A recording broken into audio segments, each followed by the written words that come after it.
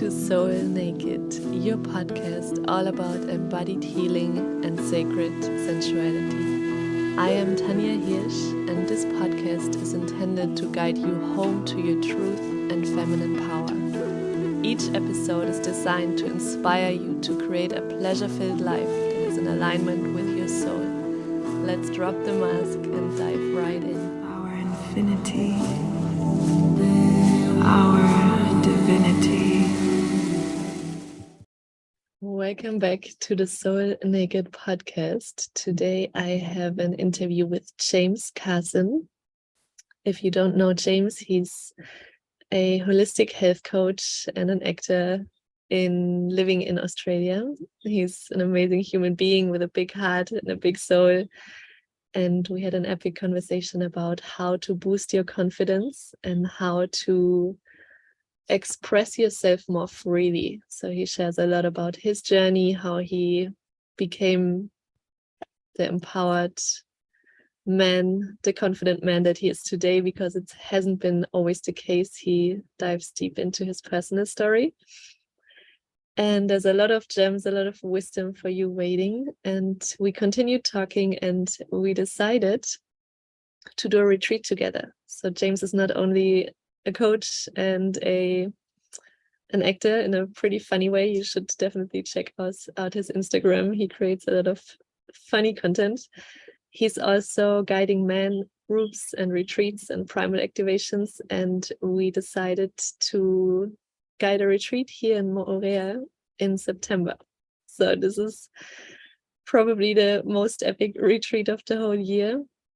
It's called Wild Soul, and you will have the opportunity on this little paradise island here in French Polynesia. It's a tiny island next to Tahiti, to come together with us with a very small group. We decided to make this group only available for 8 special souls. And we will be diving with whales eye to eye. If you've ever swum with whales, this is like a life-changing experience that can really, I cry every time I see them because the energy of them is so special, especially if they come so close. And here in French Polynesia, we are the only place in the world where we can legally swim with them. So this is one of the highlights. We will also plant corals with coral gardeners. We have our own wild soul chain that we will plant in the ocean to help restore the reef, to bring awareness to plant coral gardens. We will also have island adventures with a kayak. We will explore the lagoon with rays and sharks. You have the opportunity to kiss a ray. They are like pancake pets here that you can just touch and be surrounded by them. They're really calm and curious and not dangerous. If you think about Steve Irwin, don't worry, it's a different species. So if you're afraid of sharks but you feel the desire, here's the place to find a safe space to get familiar with them, because they're very majestic and very calm, and they take away all the fear. I was very afraid of sharks before I moved here, and it's been a beautiful practice to swim with them every morning. So we will have the whales, we will have the corals, we will have the kayak adventure, we will hike to waterfalls. James is gonna do the group, the man group. I'm not sure what he's gonna do, but it's gonna be a man thing.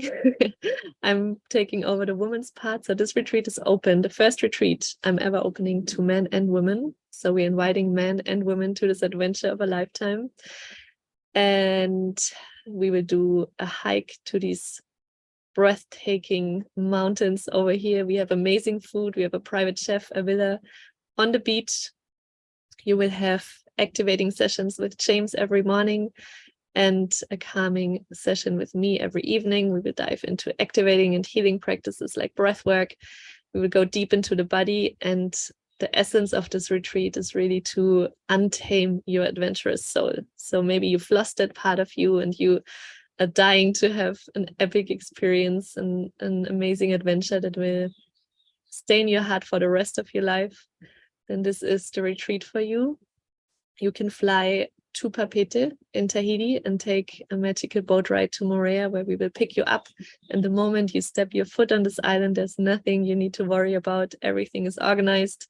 everything is set up for you and waiting for you to be experienced, so you can fully immerse into the beauty of this potent and beautiful island. For me, it's the most beautiful island, a place on this planet. And send us a message to get more info about it. We would love to have you. One spot is already taken, so there's 7 spots left, and we would love to have you. And now, without further ado, let's welcome James to the podcast. Welcome, James, to the Soul Naked podcast. It's an honor to have you here today.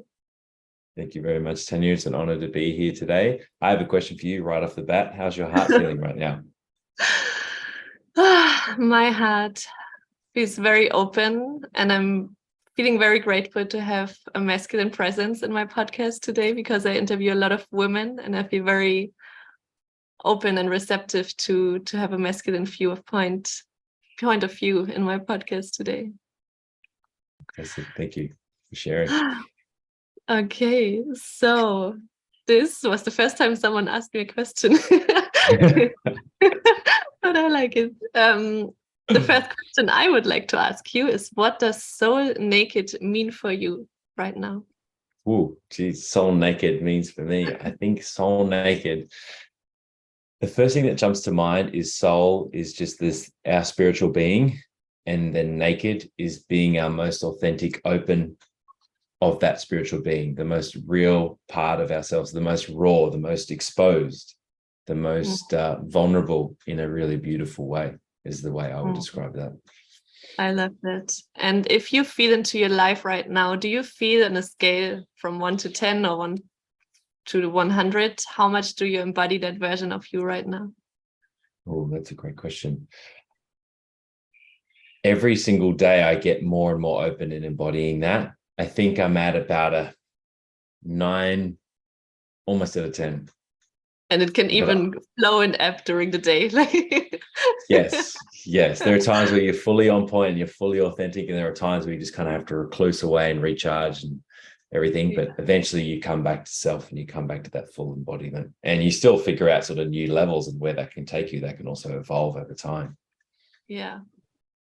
So for people who don't know you, who are listening right now, what is your biggest passion in life? What makes you feel most excited in their life to share in your work, in your life? Very good. The thing that excites me to share, I think for myself, it's all the things that I struggled with growing up as well, and that I've been able to somehow overcome, Tanya. And that would be around the topics of just like really supporting your health and well-being. I've had my own health challenges in the past where I went through a very sort of bumpy, dark time in my life, and I can share that with you if you wish further down the line.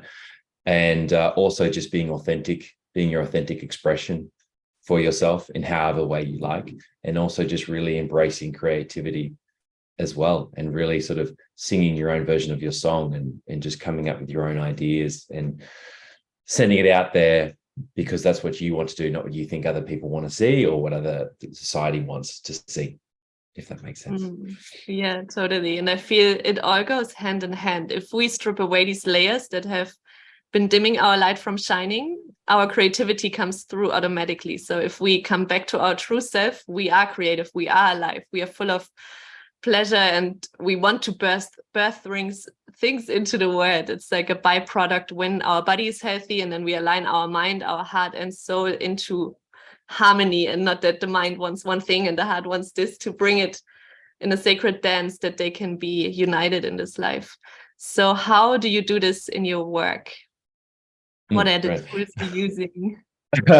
How do I do it? I think for my work, the best thing I can do is sort of tell my story and set an example for others, really, where I do my absolute best to always be authentic and to express my creativity and communicate the message of health and wellness and just relatability of life in a way that I enjoy. Like, I just think of ideas. I create a video, for example, around relationships or around communication or whatever it might be, and I do it in a sort of funny, playful way, and I do it in a way that really inspires me and hopefully inspires others. So in my line of work, I do it through coaching people, but I also do it through the content that I produce, and every time I get in front of a crowd or an organization or another person and speak to them. Yeah, this was how I was drawn to you as well when I found your videos. I was like, he makes these deep topics so funny and relatable that you don't really feel like you're diving into a deep topic, but it's still, reachable. So Yeah. I'm curious because you seem very confident and very, grounded and in your healthy masculine. When you look back in your life, where did you, because I feel the best coaches in these topics are the ones that experience the exact opposite, right? You know how it feels to not be confident. That's why you know how to be confident and to show other people how to be confident. If you take us back on your journey, when was this dark time that you talked about where you maybe didn't feel confident, where something was out of alignment, where you hold back your light and where your true self couldn't shine because there were too many layers around it? That's another great question, Tanya. And I think the first thing that springs to mind, I think the dark times sort of happened in the teenage years onwards into my 20s, which I'll share. But I think there was always this part of me when I was a really young kid who had all this authentic expression of wanting to create things, draw things, like sing and perform. But I grew up in country western Queensland. It was like outback Australia on a farming property where it was very much a strong, like not staunch, but just like this stoic masculine, just like work hard and do your thing, work hard on the land. And there was no real nourishment or huge support for that creativity element, or I just didn't think so. I was very shy to do it. So I had this nourishment that came through as a child, and then I kind of dampened that down myself. But I also had some embarrassing moments of getting caught, like dancing and moving around and all this kind of stuff with my family. As time progressed, after school, for some reason, I went to boarding school, which was a great upbringing. But basically after school, I became very overweight and was drinking a lot. I'm not sure where that came from, but that's just a pattern that I went into. I was not really hanging around with some very good people, and I wasn't in a very good space. And then I blew out to 140 kilos, close to 300 pounds. And I was sort of very lost. I didn't know what was going on. I was being dishonest to my family about what I was up to. I was supposed to be studying. I wasn't quite studying. But during this time, I was sort of very lonely and alone. All my friends had relationships and girlfriends and everything like that. And I was sort of really looking for that, and then did find that temporarily, but then there was a breakup that eventuated from it. That led me to lose all the weight, to really better myself, and that started to really increase my confidence, which was fantastic. And then, long story short, after losing weight, it wasn't enough for me. I took and abused performance-enhancing drugs, and they gave me, and I developed a condition called gynecomastia, where I developed lumps in my body. Luckily, they were benign. I had them removed. What led after that removal was 4 months of recovery, which was still the lowest, darkest, most depressive time of my life, where I did everything under the sun to better my mental and emotional health, to get myself through that period. And that included a lot of self-confidence, mental toughness, self-image work, which led me up until this point right now. I went from struggling to look people in the eye, to communicate effectively, to vastly different now. And it's been a very long journey, but one of the most worthwhile journeys ever. And exhale. That was a very long explanation. Thank you for sharing. And I feel, even if it hasn't been overweight or drug consumption, we all have our protection layers to not go to the root cause of why we established them in the first place.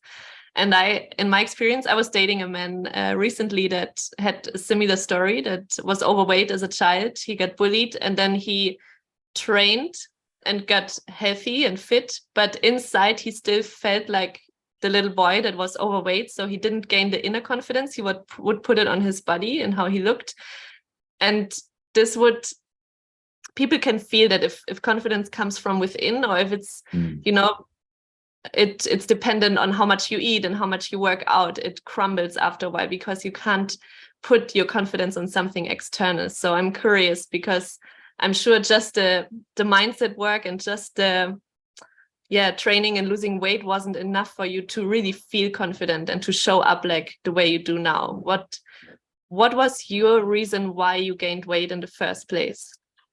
The reason why I gained weight in the first place, I'm not 100% sure, because I went away to boarding school from about grade 8, which is 13, 14, all the way to finishing school. It was pretty much like they catered for you, and we used to have competitions around how much food you could eat. Basically, it was like a thing. How many Weet-Bix could you do? How many pieces of bread could you eat? All this kind of stuff. Then when we were playing a lot of sport, I was doing rugby, rowing, everything under the sun. After I left school, all the sports stuff, I was still training, but like that was a lot of sport that we were doing. And then the food just remained. And I got pulled into the addiction of McDonald's. And I didn't think it was bad because we used to eat McDonald's when we were kids, but we were so active, we'd burn it off. But now I wasn't moving as much. I didn't put this together. Just started to get fatter and fatter. And I was like, could just literally, I still remember the moment I was sitting in my bed, I was renting this place. And I was just like, geez, my stomach feels tight for some reason. Because it was starting to go boop, it was starting to pop out. So why I got overweight, it was just that. I was just drinking. I was just, don't know what, if I could really get it down to like a root cause. I'm not sure. It was just a relationship that I built with food and how it was able to soothe me when I wasn't sure what was going to happen in my life. So what would you suggest for someone who's listening, who's also in this pattern of from their mind, they know they shouldn't eat, but they fall back and they find these ways of overeating or maybe even overconsumption with their phones, like they don't feel confident because they have all these unhealthy patterns. What would you suggest as a first step to gain more confidence and to establish a healthy way of living? First of all, so wonderful. That's a great question. So it would be identifying it. So the first things first is bringing awareness to it. Sometimes people are very unconscious or they choose to ignore it. But I used to really identify all of my emotional eating patterns as to when they would come up. And this is only in the last couple of years. I'd really acknowledge it. I'd really write down, okay, I'm feeling the need to eat a whole block of chocolate or whatever's going on. And I'd be like, why am I feeling like this? So I'm feeling anxious because of this conversation with this person. It may be relationship related. It may be work related, whatever it is. So you identify, just send love at it and acknowledgement at it, and know that it's not an overnight instant fix. You just keep bringing awareness to it and slowly your patterns start to change. So for myself, in increasing my confidence, this is a long time ago now, but I literally was called out by a close friend saying that I lack confidence. And it really hit me in the stomach because I didn't really think I was lacked in confidence, but the way he said it to me just really got me in the heart and really struck a chord. I was like, oh, okay, fair enough.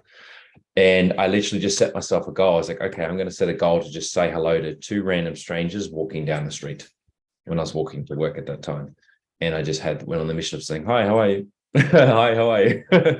I just say g'day to people here or there just to boost my confidence. Then there was another stage where I challenged myself even more. I used to work at a hospital and I used to walk past the florist. They used to give me the flowers that they couldn't sell that day and they were giving them away. They give them to me. They said, yeah, you can have them. You can do whatever you like with them. I was like, all right, I'm going to go on a mission to give these to people. So I went and walked around the hospital. I'd give it to nurses. I'd give it to doctors. I'd give it to patients. I'd give it to family members. Be like, this is just a random act of kindness. Have a lovely day. Boom. Didn't say my name. Didn't say what it was for. I just left.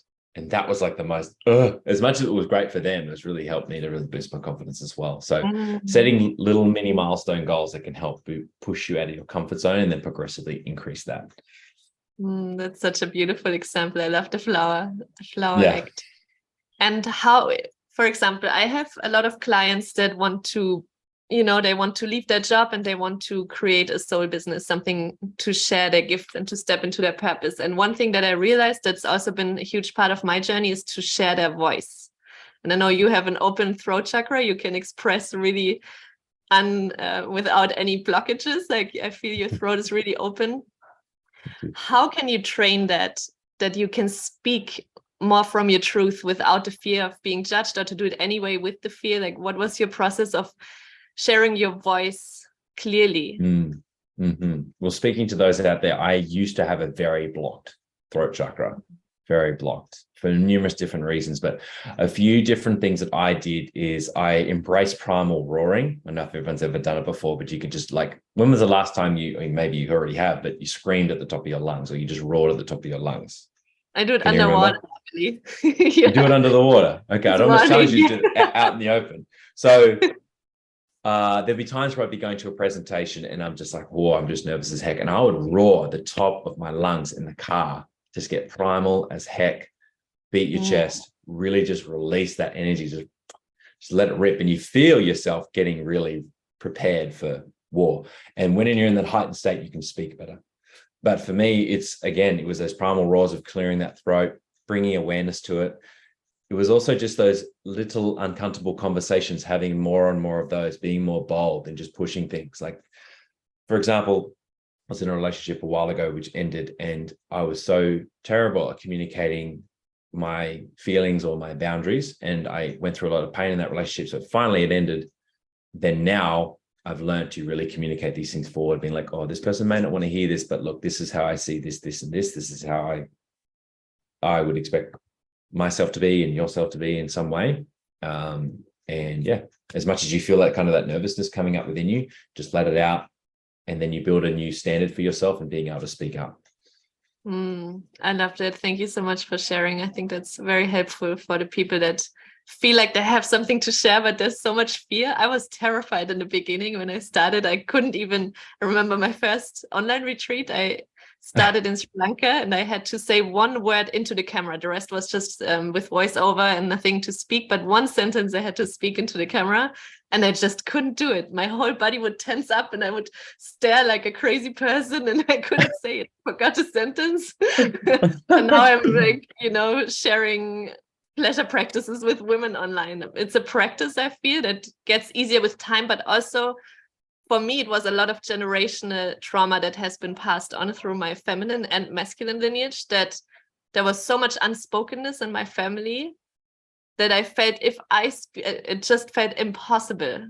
Of course, there's also even past lives where we've been burned when we spoke our truth as witches. There's a lot that we don't know that comes up. We think like, why is this so hard to speak? But there's a lot that can block our throats. And I love the primal part. It's really, really important, firstly, to create safety in the body from the root chakra, and then to let these sounds move up. We did this in the training in Costa Rica 2 weeks ago. We were guiding a feminine leadership training, and we would also tap into this wild woman archetype where we would make these primal sounds, and it sounded really, I got goosebumps seeing those women in their primal essence to release those stuck these stuck energies from their body. And I could feel a difference in the tone of their voice, how they spoke before and after that. It's a really powerful tool. So thank you for sharing that. No, absolutely. And so we get the confidence part, we get the speaking part. I would love to know, because we spoke a little bit about it before, that what's really present for you right now is to appreciate life and also to show up fully, not with one foot out. Can you share a little bit about what and why this is present for you right now?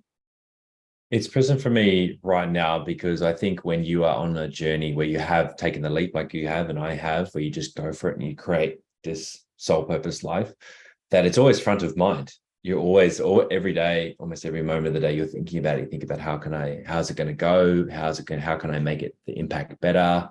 Everything under the sun. So it's always very present for me. So just over the Christmas and New Year period, there was just a lot of intimate moments with family, and there's been a lot of change, and just some reminders of the beauty and the fragility and the sacredness of life. And I always just, some people make, which is amazing, 2, 3, 4, 5 year plans and everything like this. And they want to go, let's say, for example, I have a mate who's like, I want to open a cafe in the next 5 years or whatever. I'm like, bro, why don't you do it right away? What are you, like, anything could happen in 5 years. Yeah. Or like some people have these dreams and goals of like, I'd love to travel to Europe in the next few years. I'm like, why don't you just book it next month?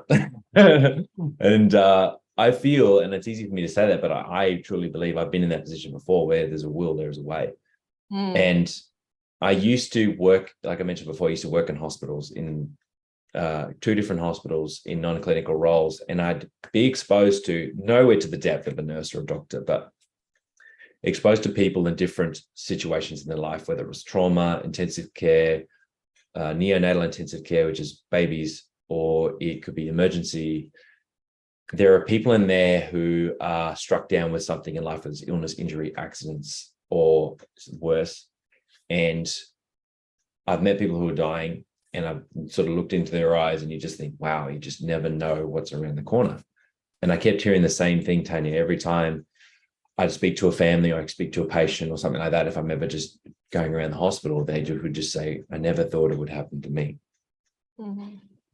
So I was like, oh, yeah, okay. So you just never know what's around the corner. So you got to do everything in your power to push yourself to really go after what you want to experience, what you want to do, what you want to feel, what you want to be in life. And I always just want to remind the listener that you don't have to know every single step in front of you. You just have to know the simple movement in front from where you can see. The rest of the path will become clear as you slowly move forward. Yes, I agree so much. And I feel every single person has a desire in their heart. We all have these visions of what we dream about. And then there's this limitation that thinks it's not possible. And it's up to us if we stay there or if we do it with the fear, because the fear, sometimes we think we do it when the fear is gone, but we will have to do it with the fear. We will have to get ourselves in very uncomfortable situations, especially on this path.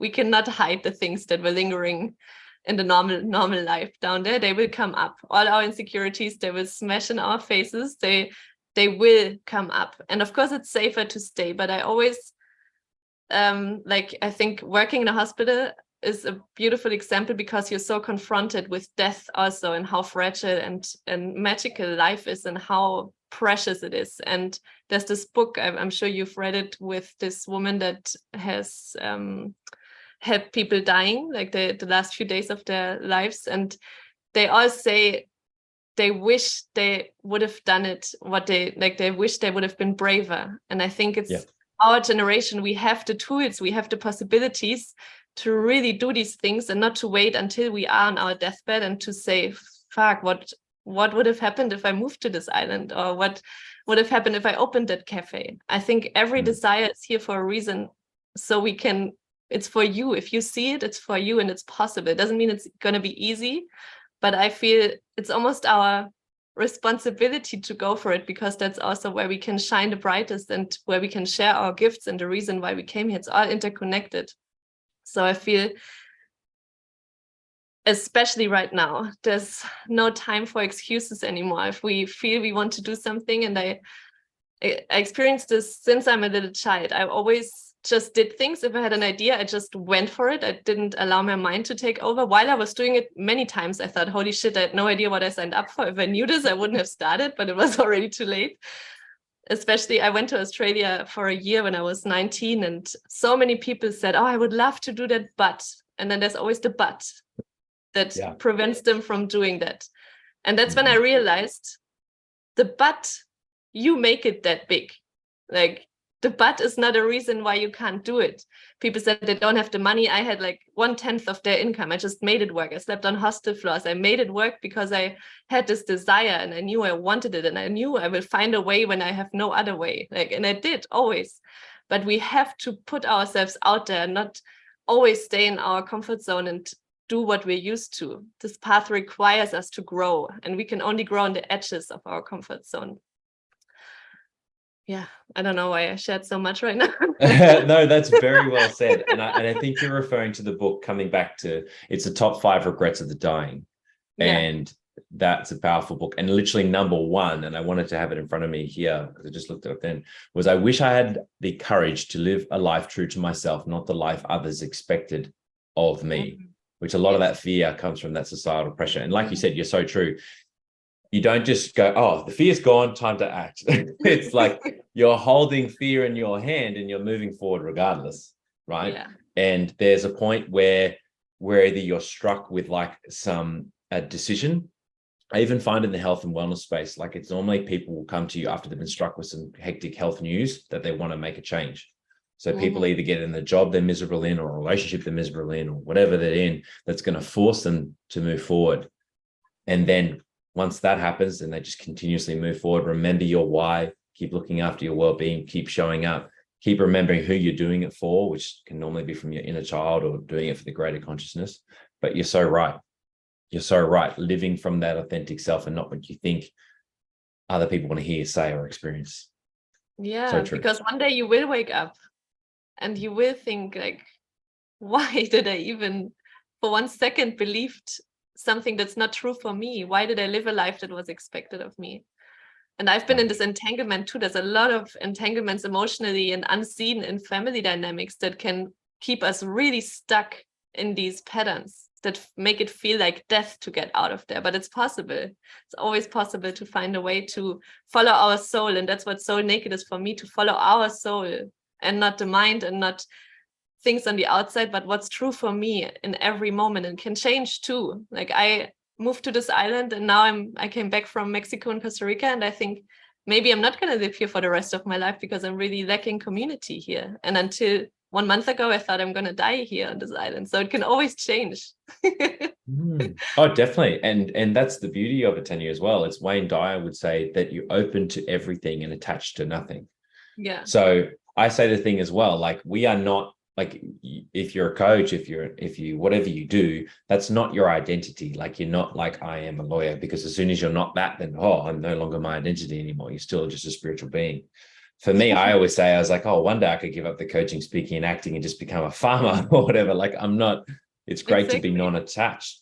Then you're not sort of sending the vibration out that you're desperate to some degree. But yeah, just don't let it all consume you. Also be open to it, but also be able to let it go as well. Yeah. And I feel we die and we are being reborn on this journey over and over again. If you think you have it all figured out, sometimes there's like a rebirth and you suddenly realize that's not in alignment anymore. It pushes us to grow and we have no idea. It's our energy and who we are being rather than what we are doing and where we are. It's really our energy that radiates and that ripples and that creates so much unseen in the world as well. Mm-hmm. And I love what you shared with the preciousness of life, because I also feel, and me included, sometimes I take my healthy body for granted until I have something, until my neck is sore again and I can't move. And I'm like, Jesus, life was so good before that.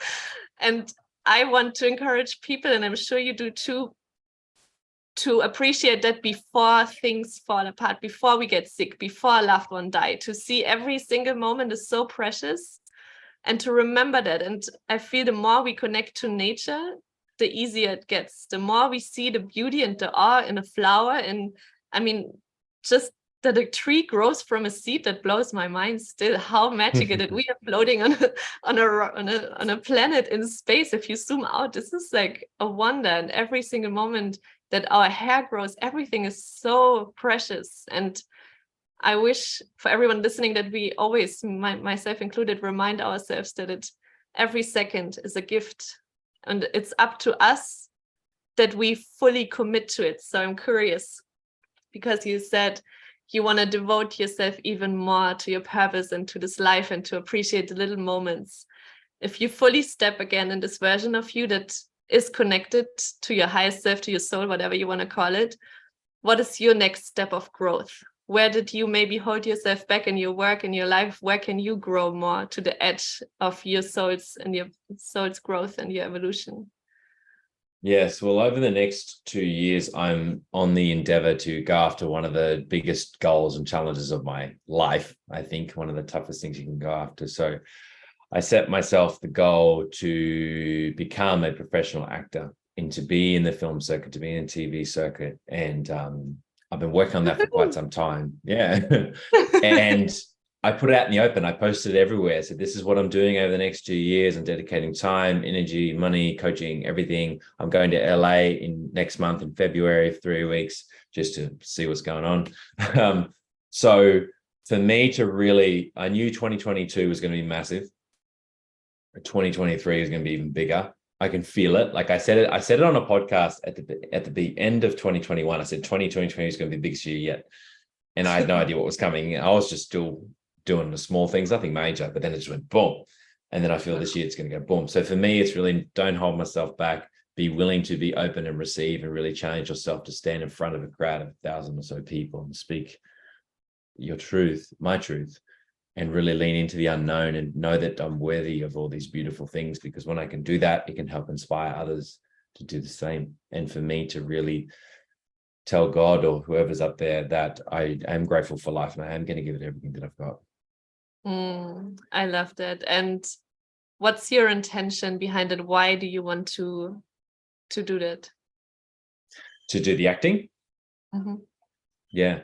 So the intention behind it is, it's just that inner within me. Like I've been told by a Reiki master, if that's what they're called, that there's like this star energy, that I'm here to communicate a message in a one way or another. And for me, it's just to fulfill a dream. I always love movies, always love like action movies, always love being able to, how they support encouragement about how the good guy overcomes the evil. And it would just be such an incredible story. This young shy kid from a small country town of 600 people, you know, shy, was only friends with his dogs, go through all this big journey to be this person who's up there on the world stage, being able to promote this powerful message of storytelling to a massive audience. Think of that, how they can inspire others. I still don't even consider myself an entrepreneur. I don't have no entrepreneurial bone in my body throughout my whole life, but I've just gone and tried and created this. So for me to go from here to here would be one of the biggest, most wonderful challenges for me to go after in my life, for sure. It's just what sings to me in my heart at the moment. That's beautiful. And it's going to be this even better and more magical. Is there anything on your heart right now that you feel like you want to share with my community or everyone who's listening? Anything on my heart right now. Let's just take a deep breath in and a deep breath out. I really just want to send love in your direction to you listening, and you, Tanya. I want you to take a deep breath in and a deep breath out, and close down your eyes. Take a deep breath in and exhale. I just want you to transition your thoughts to a thought of gratitude, specifically to someone that you really care about. Take a deep breath in. Take a deep breath out. Picture this person in your mind, whether they are with us or if they've passed on. Take a deep breath in and deep breath out. See their face, see their smile, relive the most recent moment you've had with them. Take a deep breath in, take a deep breath out.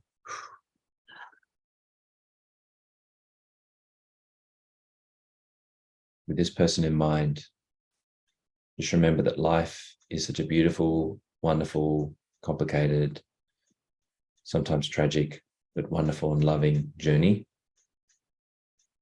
And do all that you can to be your best self. And just know that as a journey, it's not a destination. It's a continuous journey and progress to be there, to climb the mountain. But you will get there. You are infinitely strong. If the will and the desire within you is strong enough, you will get there. You will make it work. You will find a way. The opportunities will come to you. Just trust yourself. Then you've got this. As you take one more deep breath in and you exhale and open your eyes. Thank you for that. Straight back to the heart. It's really just the message was just breathing deep. Think a moment of love and words of encouragement. Who was coming up for you? My mum, actually. I'm trying not to get emotional, but yeah, just my mum and dad. That's beautiful. Yeah. How about you? I saw my friend, one of the only friends I have left from Germany, and she's a mom now. And I saw she was joining my last retreat, and I put tea bags on her eyes because she has swollen eyes, and I saw this picture of the tea bags on her eyes. And how grateful I am that even though we don't hear each other every day, we are still so connected. And yeah, just the gratitude I have for her. That's beautiful. That's beautiful. All right, James, thank you so much for this conversation. I loved having you on the show. I have one last question that I ask all of my podcast interview guests, and I would invite you to close your eyes for this one. Okay. to drop into your body and to intuitively travel back in time. If the James that's sitting here right now could tell young James, whatever age pops up intuitively, tell something, a lesson that you've learned along your way that would have helped you back then, what would you tell young James in that moment?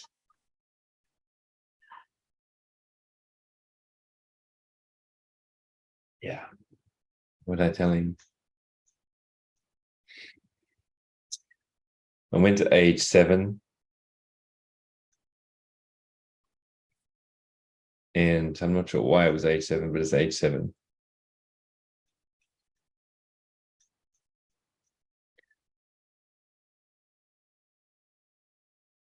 And I knew at that time, age 7, I was going through a hard time where I just didn't feel very loved or supported.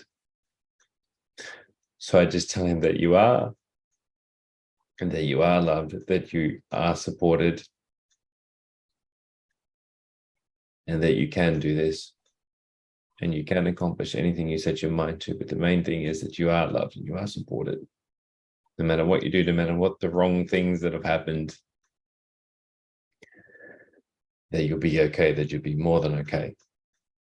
And just keep showing up for yourself. And your journey will be a beautiful one to tell your great grandkids. Just hang in there.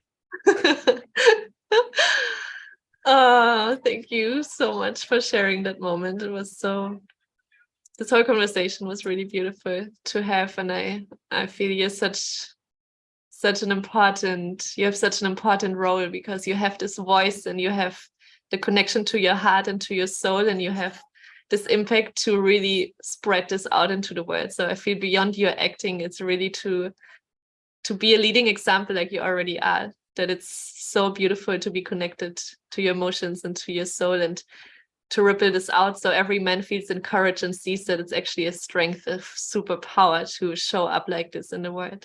So thank you for your being. Thank you for everything you do and for empowering women through your men and women through your story. I'm always with the women. No, it's a pleasure, Tanya. Thank you. And thank you for providing me the opportunity. And if you had no further questions, I'd like to just say something to you, if you don't mind. Of course. I would like to acknowledge you, Tanya, and say thank you. Say thank you very much for this opportunity to be here and to spread this message, but also thank you for very much to you for showing up and shining your light and leaning into the unknown and working so beautifully hard. And I can tell on yourself.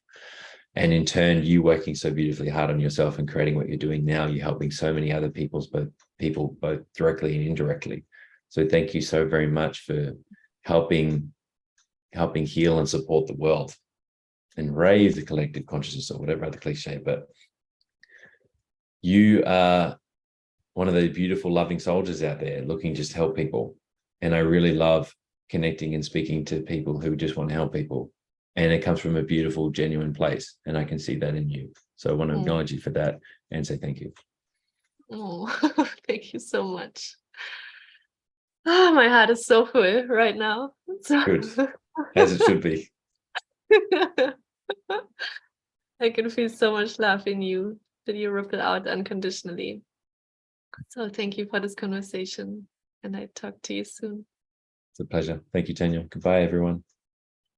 I hope this interview touched your heart and soul as much as it did mine, and I hope you feel inspired by James, by his story, and you feel activated to use your voice more freely, to express yourself, to become a more confident version of yourself.